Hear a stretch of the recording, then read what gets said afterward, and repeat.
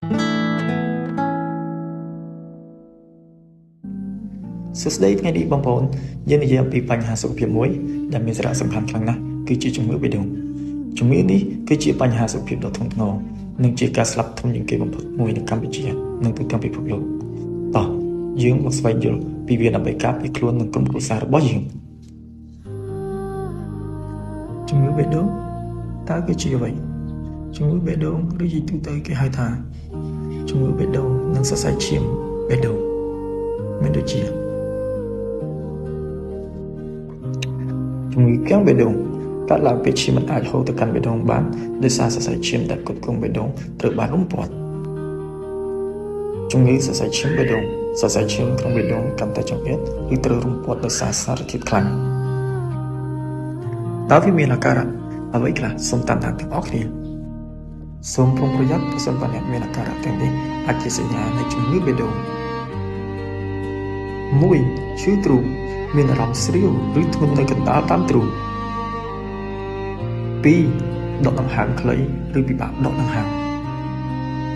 3. ឈឺអាតស្មាដៃកឬថ្គាម 4. មាត់ស្លេកញាប់ឬមានការហើរនៅជើងជាដើមសូមចងចាំបើមានអាការៈទាំងនេះត្រូវទៅមន្ទីរពេទ្យភ្លាមៗតើអ្នកណាខ្លះដែលមានហានិភ័យកត្តាហានិភ័យចម្បងមានដូចជាបុរសនិងស្ត្រីចាប់ពីអាយុ45ឆ្នាំឡើងលើការជក់បារីជាតិខ្លាញ់ក្នុងឈាមខ្ពស់ធាត់លើសកម្រិត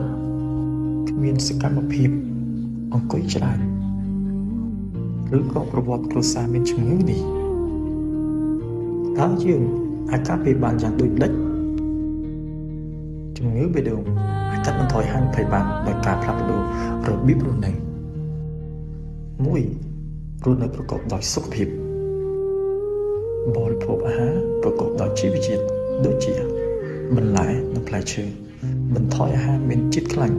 អំបិលនិងស្ករហាត់ប្រាណជាប្រចាំយ៉ាងហោចណាស់30នាទីក្នុងមួយថ្ងៃ